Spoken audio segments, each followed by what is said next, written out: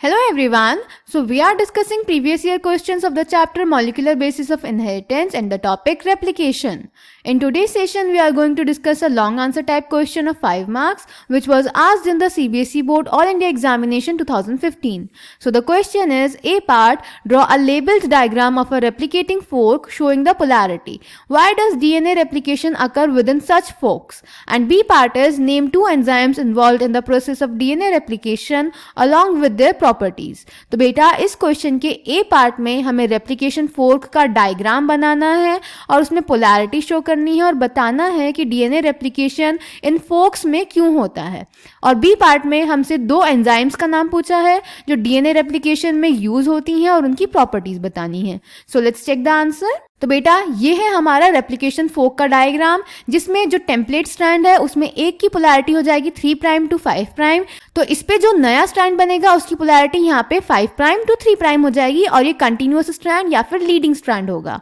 उसके बाद जो दूसरा स्ट्रैंड है उसकी पोलैरिटी है 5 प्राइम टू 3 प्राइम। इस पे डिसकंटिन्यूअस सिंथेसिस होगा 5 प्राइम टू 3 प्राइम और ये बना देगा लैगिंग स्ट्रैंड। क्लियर बेटा। अब जो रेप्लिकेशन होता है वो रेप्लिकेटिंग फोर्क में इसीलिए होता है क्योंकि अगर हम पूरे डीएनए में एक साथ रेप्लिकेशन कराएंगे तो उसके लिए बहुत ज्यादा एनर्जी चाहिए होती है। इसीलिए हम डीएनए के एक छोटे फ्रेगमेंट में एक बारी में रेप्लिकेशन कराते हैं जिसको बोलते हैं रेप्लिकेशन फोर्क। क्लियर बेटा। So the answer is DNA replication occurs within such forks due to very high energy requirement for the replication to occur within the whole DNA simultaneously. Clear.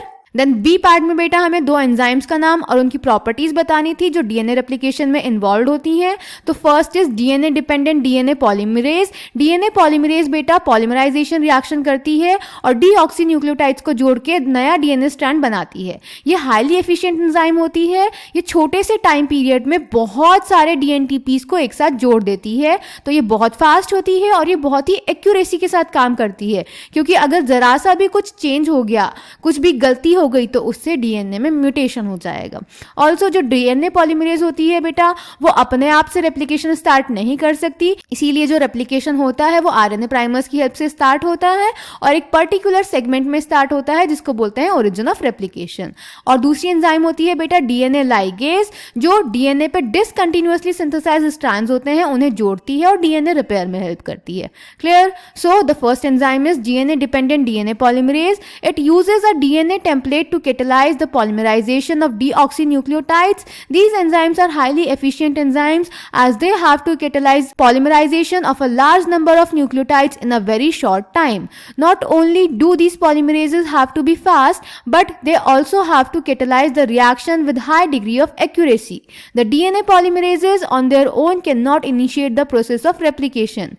And second enzyme is DNA ligase. DNA ligase join the discontinuously synthesized strands on the template DNA strand with polarity 5 prime to 3 prime. It also helps in repair of DNA if it gets broken at some point. So I hope this question is clear to you. Thank you.